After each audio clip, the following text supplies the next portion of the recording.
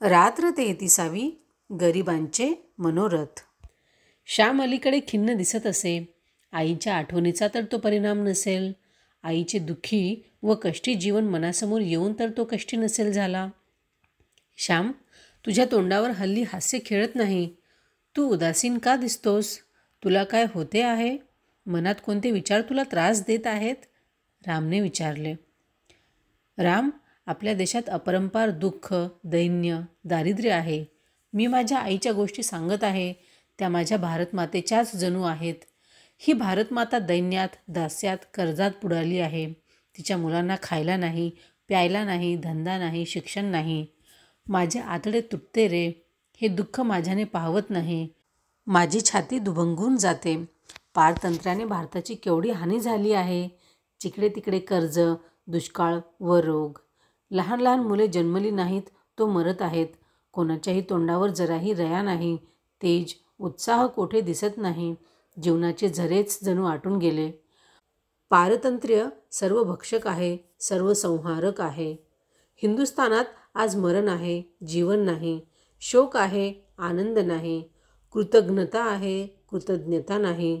लोभ आहे, प्रेम नाही. पशुत्व आहे, माणुसकी नाही. अंधार आहे, उजेड नाही. अधर्म आहे, धर्म नाही. भीती आहे, निर्भयता नाही. बंधने आहेत, मोकळेपणा नाही. रूढी आहेत, विचार नाही. हे विराट दुःख, सर्वव्यापी दुःख माझ्या लहानशा हृदयाची होळी करते. माझ्या आईसारख्या लाखो आया या भारतात आहेत. त्यांची सोन्यासारखी जीवने मातीमोल होत आहेत. मी उदास होऊ नये तर काय करू?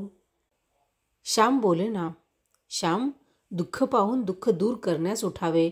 अंधार पाहून उजेड आणण्यास धडपडावे. बंध पाहून बंध तोडण्यास सरसावावे. निराश का व्हावे? वीराला जितकी संकटे अधिक तितका चेव अधिक, स्फूर्ती अधिक. राम म्हणाला. परंतु मी वीर नाही, तुम्ही वीर आहात. मला तुमचा हेवा वाटतो. तुमच्यासारखे निराश न होता सारखे धडपडावे असे मलाही वाटते. परंतु माझ्या आशेचा तंतू तुटतो. माझी ऐट उसणी असते, ती जिवंत आशा नसते. श्याम म्हणाला. निराश होणे म्हणजे देवाला विसरणे. निराशा म्हणजे नास्तिकपणा. शेवटी सारे चांगले होईल, अंधारातून उजेड येईल असे मानणे म्हणजेच आस्तिक्य भाव. राम म्हणाला. परंतु निशा संपून आलेल्या उशेची पुन्हा निशा होणार आहे ना. जग आहे तेथेच आहे. या जगात काय सुधारणा होत आहे ते मला समजत नाही. जाऊ दे, फार खोलात जाऊ नये. आपल्याला करता येईल ते करावे. दगड उचलावा, काटा फेकावा, फुलझाड लावावे, रस्ता झाडावा. कोणाजवळ गोड बोलावे, गोड हसावे. आजाऱ्याजवळ बसावे, रडणाऱ्याचे अश्रू पुसावे. 2 दिवस जगात राहणे. माझ्यासारखे याहून जास्त काय करणार? या फाटलेल्या आकाशाला माझ्यासारखे दुबळे कोठवर ठिगळे जोडणार?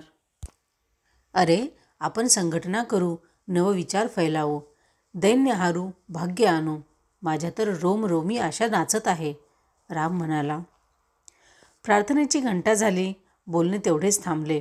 प्रार्थना मंदिरात सारी मंडळी जमली होती. अत्यंत शांतता तेथे होती. आज रामच एक चांगलेसे पद म्हणणार होता. गीतेतील प्रार्थना व भजन झाल्यावर रामच पद म्हणू लागला. रामने आशेचे दिव्य गाणे म्हटले. एक अंधुक हास्य श्यामच्या ओठावर खेळू लागले. एका विवक्षित वेळी श्यामनेच ते गाणे रचले होते. परंतु हा दिव्य अदम्य आशावाद आज कोठे त्याच्याजवळ होता? श्याम म्हणजे आशा निराशांच्या द्वंद्व युद्धाचे स्थान होता. आज हसेल, उद्या रडेल. आज उड्या मारील व उद्या पडून राहील. श्याम म्हणजे एक कोडे होते. प्रार्थना होऊन गेले. श्यामची गोष्टीची वेळ झाली. श्याम बोलू लागला. गड्यांनो, दापोलीहून निराश होऊन मी घरी गेलो होतो. आईजवळ काहीतरी बोलण्यासाठी मी गेलो होतो. आई, या शाळेत शिकणे आता अशक्य झाले आहे. वडील फी देत नाहीत व शाळेत नादारी मिळत नाही. मी तरी करू काय?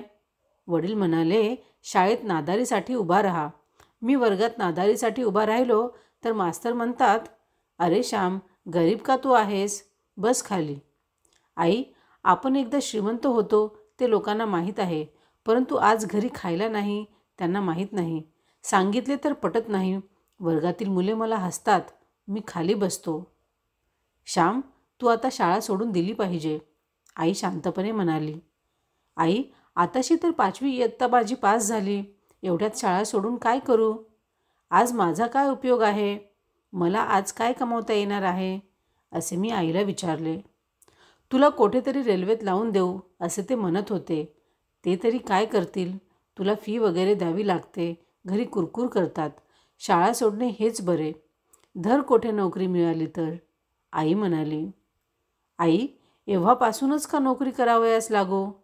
या वयापासूनच का नोकरीचा भुंगा पाठीमागे लावून घेऊ?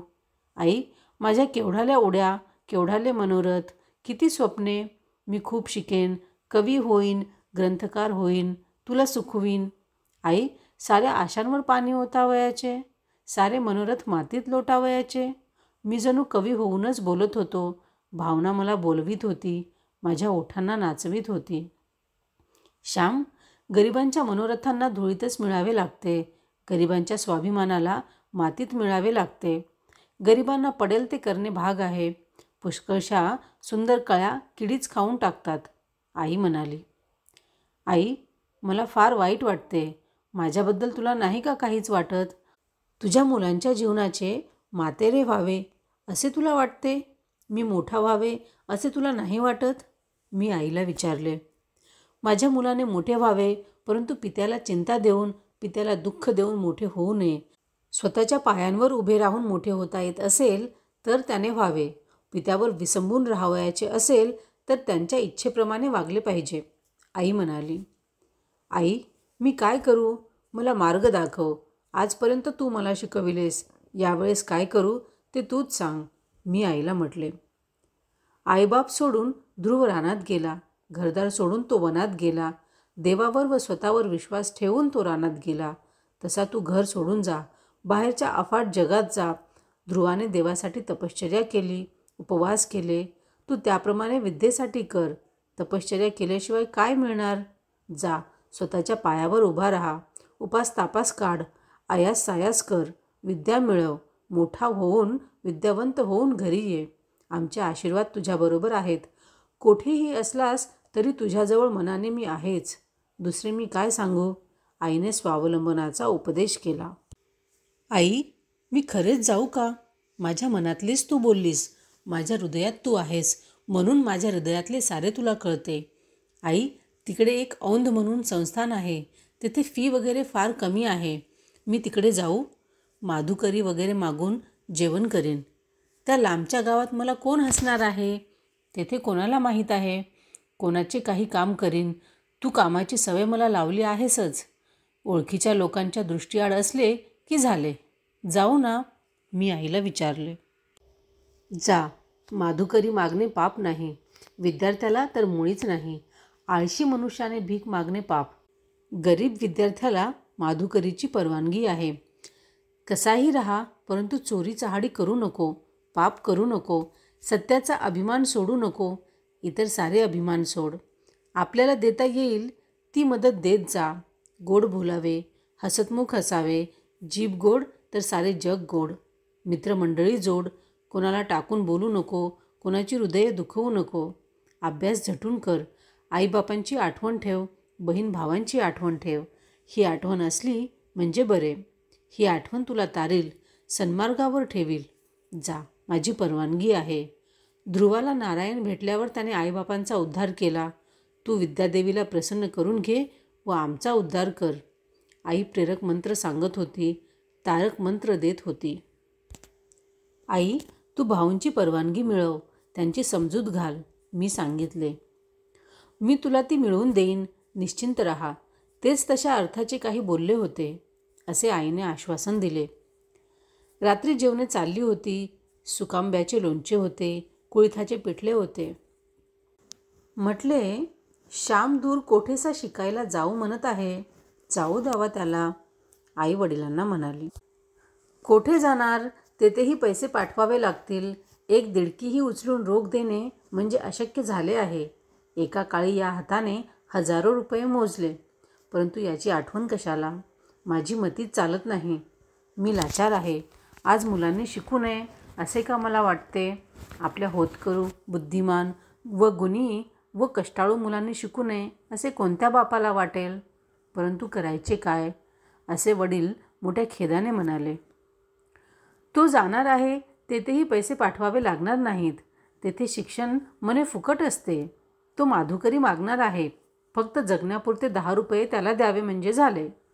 आई म्हणाली, काही हरकत नाही. स्वतःच्या हिमतीवर कोठेही शिकू दे. नोकरीच धर असे काही माझे सांगणे नाही.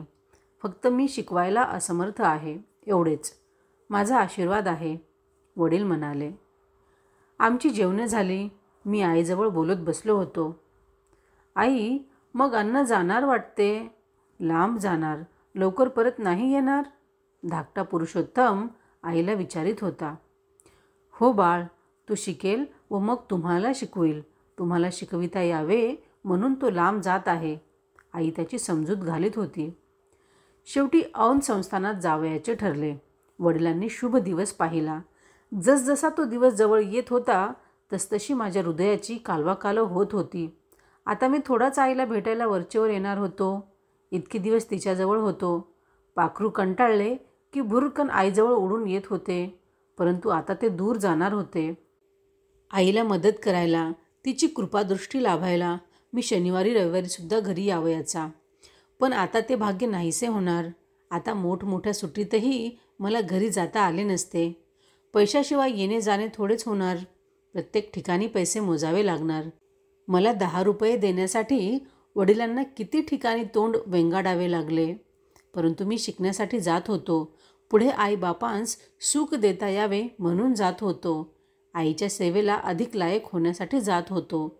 हाच एक विचार मला धीर देत होता. डोळ्यांतील पाण्याला थांबवित होता. परंतु मी दूर गेल्यावर आईला कोण, तिचे पाय सुट्टीत कोण चेपील? श्याम, तुझे हात कसे थंडगार आहेत. ठेव रे माझ्या कपाळावर. कपाळाची जशी लाही होत आहे असे आई कोणाला सांगेल? तिचे लुगडे कोण धुवील? जेवताना तिच्याबरोबर गप्पा मारून तिने 2 घास जास्त खावे म्हणून कोण खटपट करेल? दळताना कोण हात लावील? खोपटीतील लाकडे तिला कोण आणून देईल? आई, मी थारोळे भरून ठेवतो म्हणून कोण म्हणेल? अंगण सारवायला शेण कोण आणून देईल? विहिरीवरून घागर कळशी कोण भरून आणील? मी घरी गेलो की आईला सारी मदत करायचा.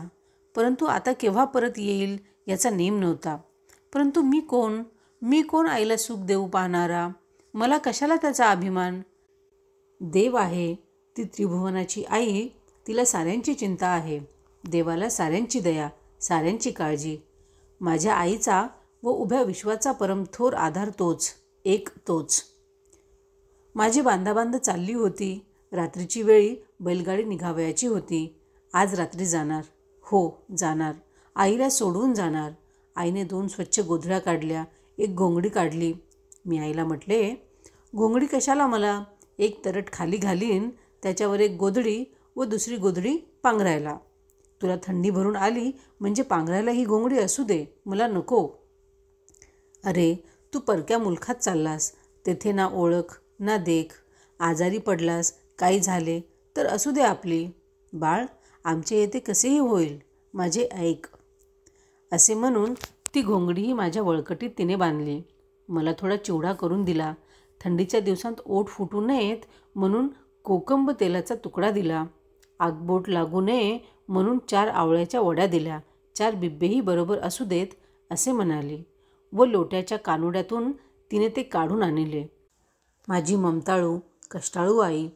बारीक सारीक गोष्टीतही तिचे लक्ष होते. रात्री 9 वाजताच गाडी येणार होती. कसे तरी जेवण उरकले. पोट आधीच भरून आले होते. आईने भातावर दही वाढले. थोडा वेळ गेला. गाडी आली. वडिलांनी सामान गाडीत नेऊन ठेवले. मी धाकट्या भावाला म्हटले, आता तू हट्ट करीत जाऊ नकोस. आईला तू मदत कर हो. आईला आता तूच, असे म्हणून मी त्याच्या पाठीवरून हात फिरवला. मी देवांना नमस्कार केला. आईने सुपारी दिली. ती देवांना ठेवली. नंतर वडिलांच्या पाया पडलो. त्यांनी पाठीवरून हात फिरवला.